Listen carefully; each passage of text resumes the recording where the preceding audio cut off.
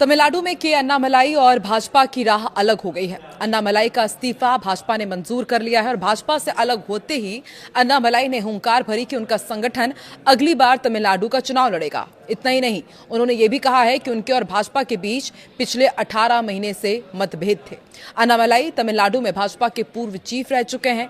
अन्नामलाई ने आज यानी कि शुक्रवार को आधिकारिक तौर पर भाजपा छोड़ने और एक नए राजनीतिक संगठन वी द लीडर्स शुरू करने की घोषणा की है। उन्होंने कहा है कि संगठन तमिलनाडु में अगला विधानसभा चुनाव लड़ेगा।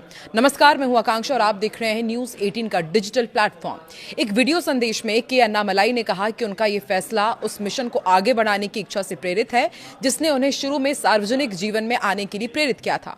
उन्होंने कहा कि वो तमिलनाडु में सकारात्मक बदलाव लाने और लोगों के जीवन को बेहतर बनाने के लिए भाजपा में शामिल हुए थे, लेकिन अब उन्होंने एक अलग राजनीतिक रास्ता चुना है। उन्होंने इशारा किया कि भाजपा के साथ उनके मतभेद पिछले 18 महीने से चल रहे हैं। प्रधानमंत्री नरेंद्र मोदी के प्रति गहरा सम्मान व्यक्त करते हुए अन्नामलाई ने बताया कि पिछले 18 महीनों में कई मुद्दों पर भाजपा के साथ उनके मतभेद रहे हैं।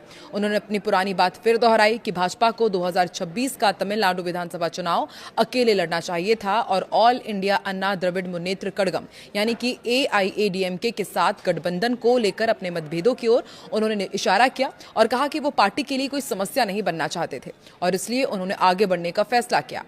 वी द लीडर्स के लॉन्च की घोषणा करते हुए अन्नामलाई ने कहा कि वो और उनका नया संगठन राज्य में आगामी चुनाव लड़ेगा। अपनी राजनीतिक यात्रा को अकेले लड़ी जाने वाली लड़ाई बताते हुए उन्होंने कहा कि तमिलनाडु की पहचान और आकांक्षाओं के प्रति प्रतिबद्ध रहते हुए अपने लिए एक नया रास्ता बनाने की वो कोशिश कर रहे हैं। पूर्व IPS अधिकारी ने कहा कि वो आम लोगों के साथ चलना चाहते हैं और जन कल्याण पर केंद्रित राजनीति पर ध्यान देना चाहते हैं। उन्होंने ये भी तर्क दिया कि राष्ट्रीय पार्टियां अक्सर तमिलनाडु के लोगों की भावनाओं और अपेक्षाओं को पूरी तरह से समझने में विफल रहती हैं। अन्नामलाई ने द्रविड़ मुन्नेत्र कड़गम और तमिलनाडु के मुख्यमंत्री जोसेफ विजय पर भी तीखा हमला किया। उन्होंने कहा कि राजनीति को किसी एक परिवार तक सीमित नहीं रखा जाना चाहिए। उन्होंने ये भी दावा किया कि सुपरस्टार रजनीकांत सहित कई प्रमुख हस्तियों ने उनसे राजनीतिक रूप से उनके साथ जुड़ने का आग्रह किया था, लेकिन उन्होंने अपना रास्ता खुद चुनने का फैसला किया। गौरतलब है कि अन्नामलाई ने बीते काफी दिनों से बीजेपी से इस्तीफा दिया था और भाजपा के राष्ट्रीय अध्यक्ष नवीन से उन्होंने मुलाकात की थी और पार्टी की प्राथमिक सदस्यता से उनका इस्तीफा आज स्वीकार कर लिया गया। इस साल होने वाले तमिलनाडु विधानसभा चुनाव से पहले अन्नामलाई ने राज्य में AIADMK के साथ चुनाव पूर्व गठबंधन करने के बीजेपी के कदम के कारण पार्टी के पदों से इस्तीफा दे दिया था। अब आपको बताते हैं अन्नामलाई कौन है और इतने चर्चित क्यों हैं। दरअसल अन्नामलाई कर्नाटक कैडर के पूर्व IPS अधिकारी रहे हैं। उन्होंने राजनीति में आने से पहले साल 2019 में भारतीय पुलिस सेवा से इस्तीफा दे दिया था। प्रधानमंत्री नरेंद्र मोदी से वो प्रेरित हुए और साल 2020 में वो बीजेपी में शामिल हुए और तेजी से आगे बढ़े। एक साल के अंदर ही उन्हें तमिलनाडु बीजेपी का अध्यक्ष नियुक्त किया गया, जिससे वो पार्टी के सबसे युवा राज्य प्रमुखों में से एक और राज्य में पार्टी के विस्तार प्रयासों में एक प्रमुख चेहरा बनकर उभरे। अब उनके इस्तीफा देने से, उनके भाजपा के छोड़कर जाने से उन्हें कितना नुकसान होगा, भाजपा को कितना नुकसान है, क्या संभावनाएं हैं, वो आपको समझाते हैं। देखिए, अब भाजपा की राज्य में युवाओं की पकड़ कमजोर हो सकती है।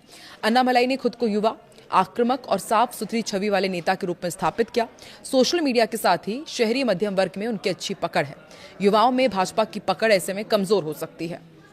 तमिलनाडु में भाजपा का सबसे बड़ा चेहरा के अन्नामलाई थे, जो अब खो सकता है। पिछले 4-5 साल में अन्नामलाई ही राज्य में भाजपा के प्रमुख चेहरे रहे। उनके बाद वैसी लोकप्रियता वाला दूसरा नेता फिलहाल नजर नहीं आ रहा है। DMK विरोधी वोटों का बिखराव भी हो सकता है। अन्नामलाई DMK के सबसे मुखर आलोचक रहे हैं। उनके हटने से विपक्षी राजनीति में भाजपा की धार कुछ कमजोर पड़ सकती है, लेकिन नुकसान सीमित भी रह सकता है। 2 वजह भाजपा का वोट पूरी तरह अन्नामलाई पर निर्भर नहीं है। तमिलनाडु में भाजपा का एक हिस्सा प्रधानमंत्री नरेंद्र मोदी की लोकप्रियता के आधार पर भी वोट करता है। NDA गठबंधन सहारा दे सकता है, ये भी जानकारी मिल रही है। AIADMK जैसे सहयोगी दल अब भाजपा का संगठनात्मक नुकसान कुछ हद तक संतुलित कर सकते हैं। अन्नामलाई ने 25 अगस्त 2020 को बीजेपी ज्वाइन की थी। उस समय वो कर्नाटक कैडर के पूर्व IPS अधिकारी थे। पार्टी में शामिल होने के तुरंत बाद तमिलनाडु बीजेपी का उपाध्यक्ष उन्हें बनाया गया।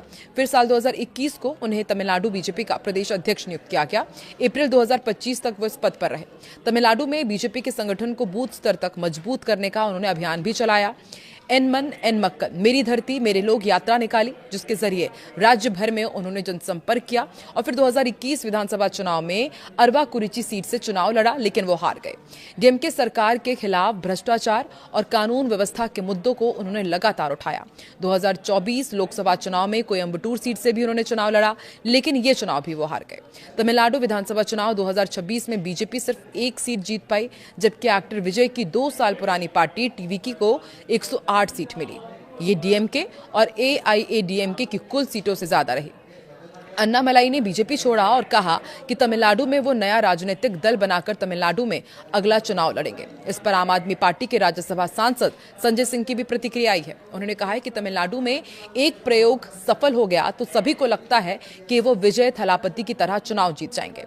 हो सकता है कि वो भी इस गलतफहमी के शिकार हुए हैं।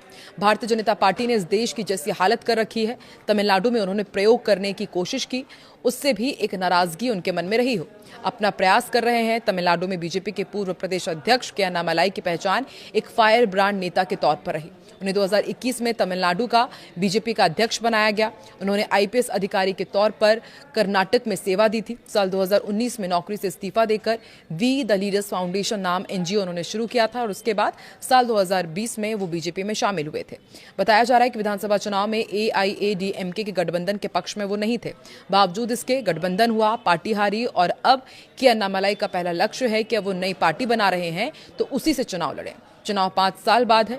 युवा वोटर्स को वो जोड़ेंगे और अपनी नई टीम बनाएंगे। तमिल वोटर्स पर नजर रखेंगे और तमिल राजनीति करेंगे। उन्होंने ये भी ऐलान किया कि वो किसी भी गठबंधन के साथ नहीं जुड़ेंगे।